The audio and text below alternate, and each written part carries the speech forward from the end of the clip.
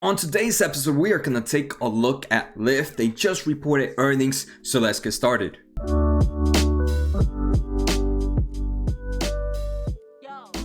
Alright, let's start off with taking a look at this company's stock price performance. After hours, after reporting earnings, this company is up 16% and is sitting at $30.32. It has also helped out Uber a lot, so if you are a Uber bull, you have gotten some gains too. After hours, Uber is up 6% after seeing what Lyft did in earnings. Now, if we take a look at this company's peak in February, which was $54, this company is still down over 40% compared to where it was at where it was just a few months ago. So you can see these companies have taken such a big hit. But we're going to see in today's episode, we're going to take a look at their earnings results. We're going to take a look at some recent articles. Then we're going to take a look at the presentation. And finally, a quick valuation of what I think Lyft is worth. Like always, guys, don't forget to hit the subscribe button. Don't forget to hit the thumbs up. It helps the small channel out so much, and I truly appreciate it. The growth that I'm seeing in this channel in the past few days has been amazing, and I just want to keep going, and I keep posting video, so I hope you guys are enjoying it. All right, next, let's take a look at this company's earnings result. So for quarter one, GAAP earnings per share were a loss of $1.31, but that loss was still a beat compared to what analysts expected. It did beat by about 5 cents. Revenue was $955 million, which is up 23% compared to the same time last year. And this was a beat by $125 million. So revenue did do a nice beat compared to what was expected. And we still saw a 23% growth year over year. So we did see that for this quarter compared to the same time last year, this company gained 23% year over year revenue. And that's pretty big. But one thing I wanted to see how this company's revenue growth normally goes and see if we can see any form of impact truly affecting it right now. So right here, I'm taking a look at past quarters and the growth compared to that quarter same time a year ago. So this was quarter 4 of 2019, which ended in late December. So compare 2019 December to quarter 4 of 2018, this company's revenue grew by 51%. Quarter 3 of 19 compared to quarter 3 of 18 grew 63%. Quarter 2 of 19 compared to quarter 2 of 19 compared to quarter 2 of 2018 grew 71%. So for the past 4 quarters, each quarter compared to the same time it was last year, this company has been growing revenue by mid double digits, so 50%, 51%, 63%, 71%. So seeing this revenue growth today of only 23% shows that there is a bit of a slowdown happening for the company. Is that effect due to the coronavirus? I do think a portion of it is, especially remember, quarter one earnings only lasted to the end of March 30th.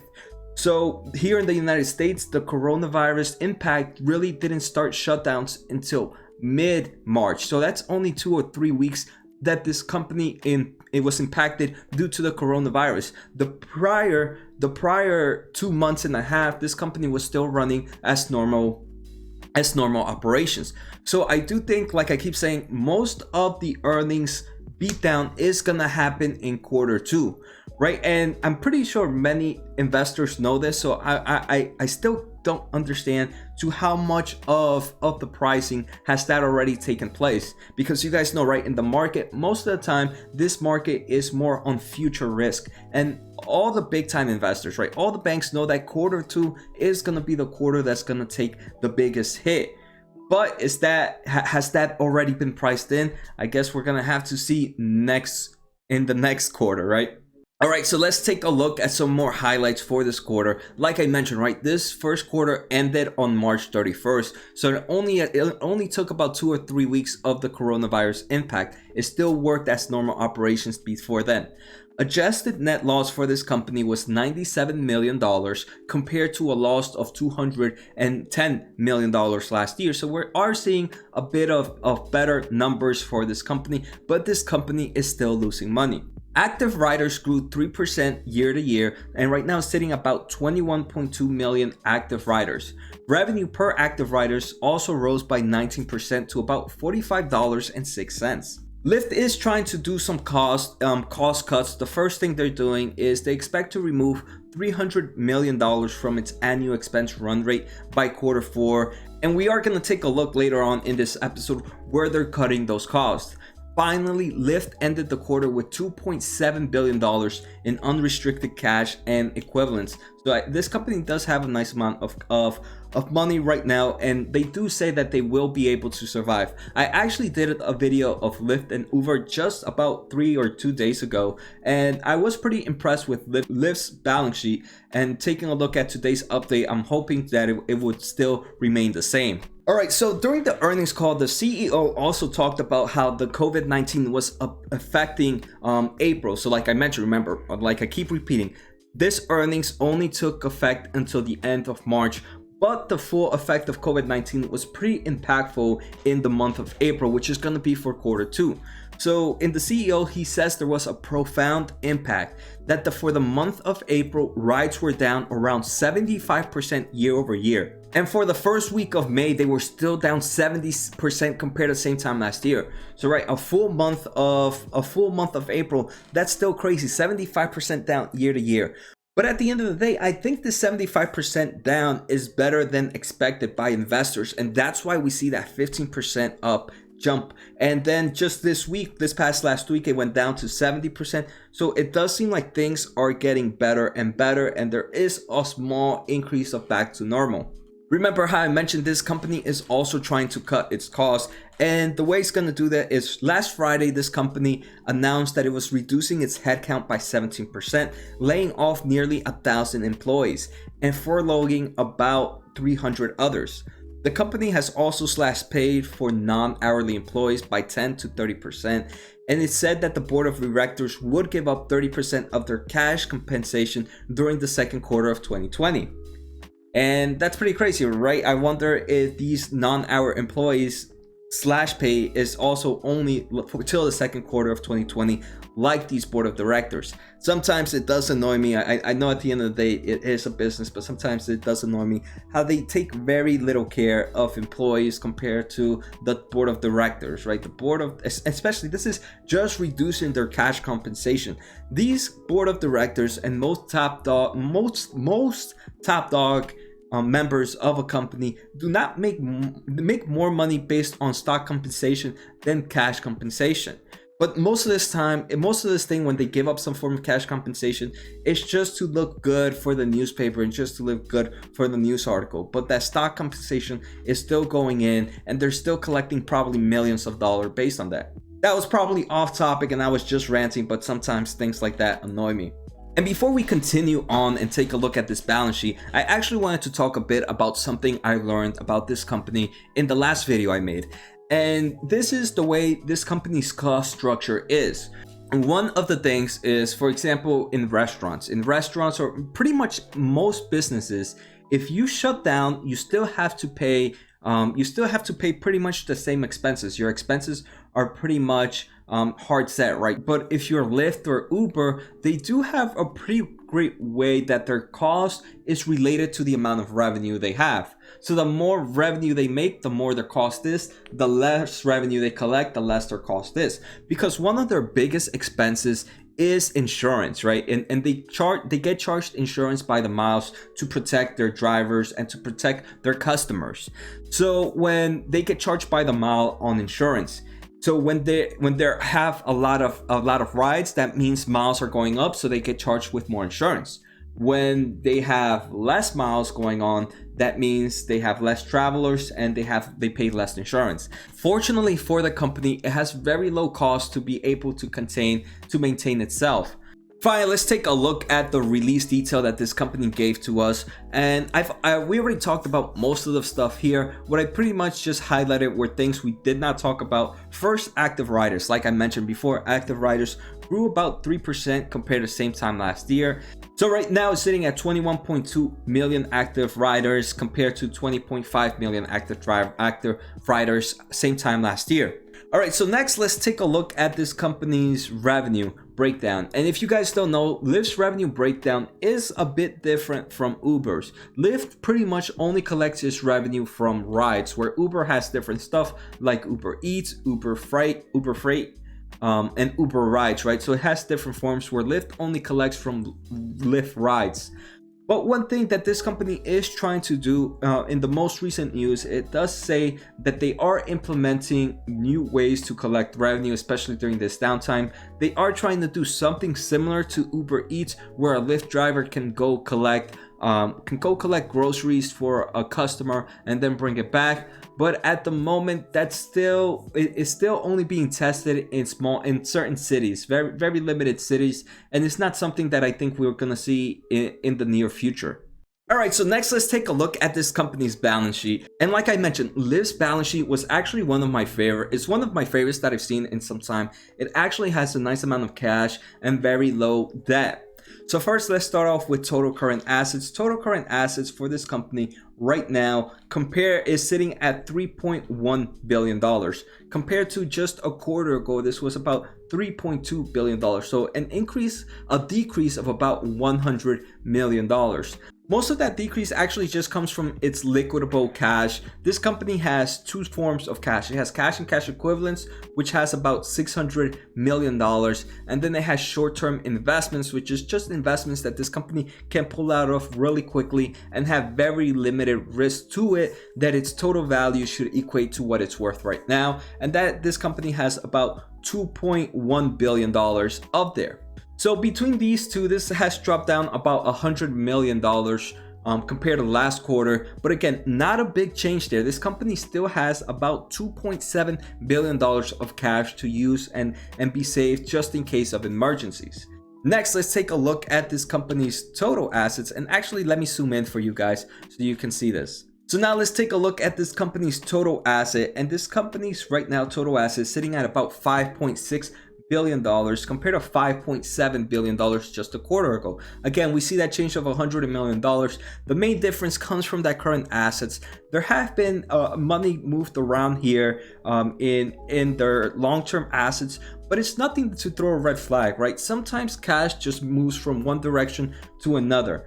For example, here there was a decrease in restricted investment compared to last quarter when we take a look at long-term assets, but there was a huge increase in restricted cash and cash equivalents. So either their long-term, they sold out of their investment, so it goes up to cash. So, but again, it sometimes just moves from one place to another, and sometimes you just have to keep an eye out for stuff like that. Next, let's take a look at this company's liability. Let's start off with the total current liabilities. Again, not much change here. Last quarter was at $2.4 billion. This quarter was at $2.5 billion, an increase of about $100 million. Not much, not something to throw a red flag. There is one crazy thing though, it's accounts payable. This company's accounts payable increased dramatically this quarter. And this is just money that they have to pay to their suppliers, or it would have to be to their insurance. But like I said, sometimes the numbers just switch around. If we check around, there was a decrease here in insurance reserves. So insurance reserves, which was a current liability, right now is $975 million. Where same time last quarter was about $1.4 billion. So an increase there of about $400 million, a decrease of about $400 million. But this company did see about a $500 million increase in accounts payable. So you can see, right, there is, if you take a look at numerically wise, there is no real difference, no big changes happening there. So to me, there's no red flags here. So we'll continue. Next, the only real big difference here is this company's long-term debt. This company right now is sitting at about $82 million of long-term debt. And this was something this company did not have before. But when we take a look at it to the amount of cash this company has, this is pretty much a more of a spec. It's not something that it would affect this company in the long run at all, right? This company has $2.7 billion in form of cash, and it only has $82 million in long-term debt. So this company can easily pay that off. Total liabilities also increased by only $100 million, but most of it coming from total current liabilities. So nothing really there to throw any red flags. Finally, the last thing I want to take a look at is at this company's stock-based compensation. So stock-based compensation is a pretty iffy subject. I don't know if you guys have been hearing about it, but right now a lot of tech companies are using what's called adjusted earnings before income tax, depreciation, and other expenses, and they take off stock-based compensation. But at the end of the day, so stock-based compensation is when you have an employee, or if you have some form of employee, and instead of paying them in cash, you pay them with stock. And just because you're paying them with stock, it's not really a cash movement out of the company, but it does hurt the for example, us investors in the long term, because eventually you are increasing the amount of shares out there for this company by doing this. So this is something I'm still torn between. I think it's a good thing, and I also think it's a bad thing. But one thing I do like to see is, let's take a look at stock compensation expense for Lyft. Just a year ago, in March of 2019, this company was paying close to $1 billion. So yeah, close to $1 billion of stock-based compensation. So it paid off about $1 billion in stock price.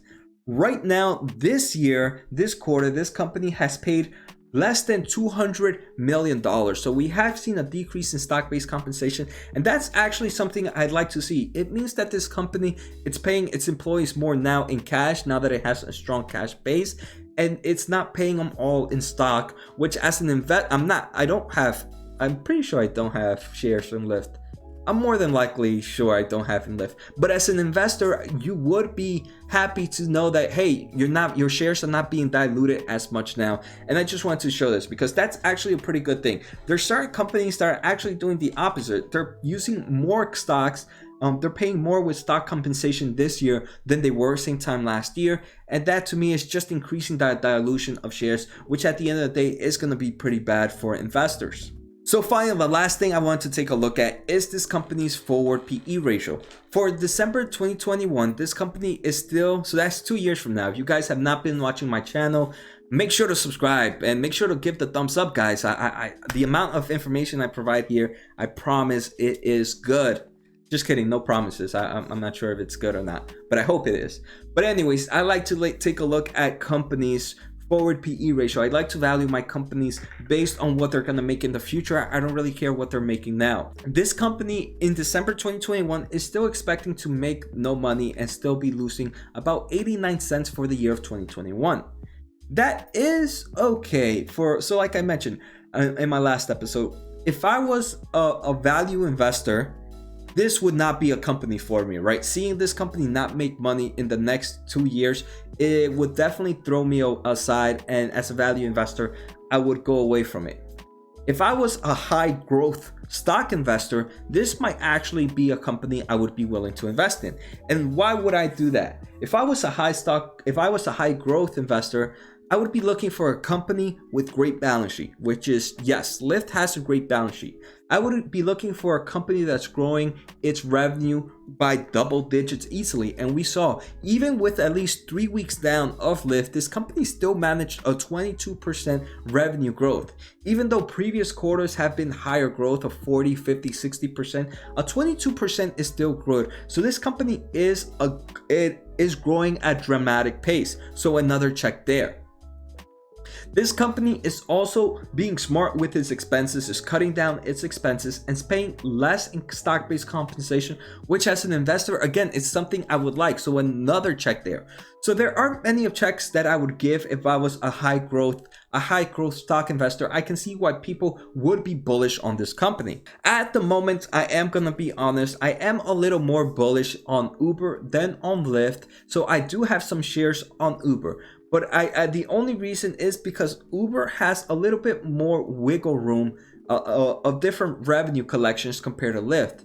So I hope you guys enjoyed today's episode. Let me know what you guys thought. Make sure to check out my other videos. I just did Beyond Me and Disney yesterday, and today I'm doing Lyft. And right now I'm actually have a vote going on to see what's the second video I should do for today. So take care, guys. Have a good night and see you next time.